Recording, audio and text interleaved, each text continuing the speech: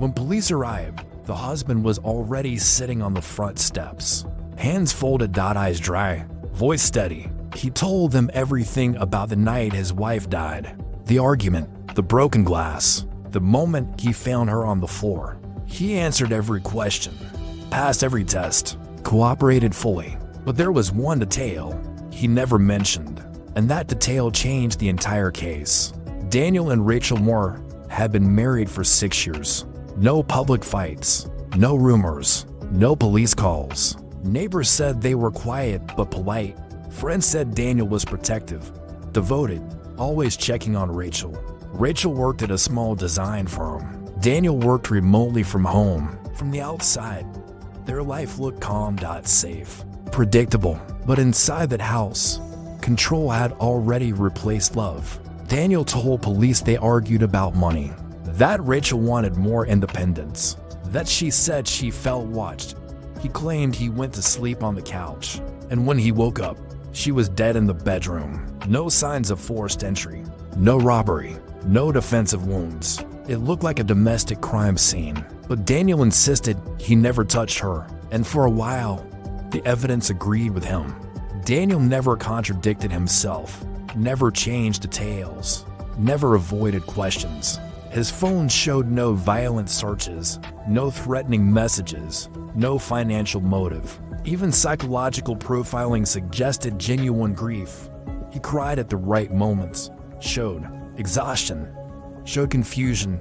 Investigators began treating him as a victim of tragedy, not a suspect, until a young analyst noticed something small, something almost invisible.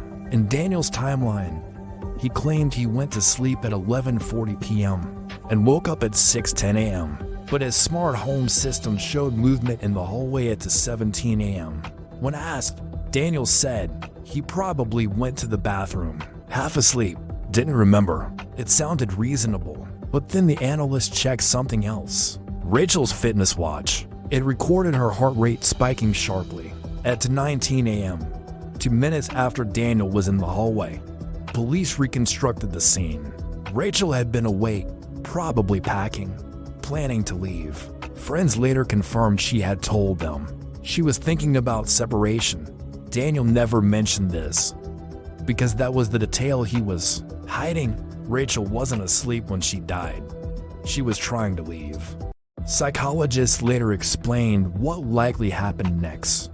Daniel had spent years emotionally depending on Rachel, monitoring her, tracking her routines, controlling her world quietly. When he realized she was leaving, his brain didn't register sadness. It registered threat, not to his relationship, but to his identity, to him. Losing Rachel meant losing himself, and that kind of fear can override moral thinking completely.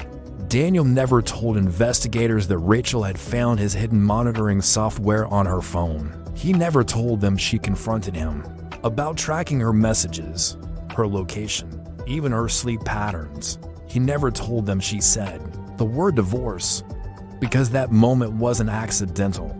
That moment was the trigger. During a second interrogation, detectives pressed harder. Daniel stayed calm until one question broke him. Did she say she was leaving you? His breathing changed instantly. His voice dropped, and he said something that shocked everyone in the room. She wasn't supposed to leave.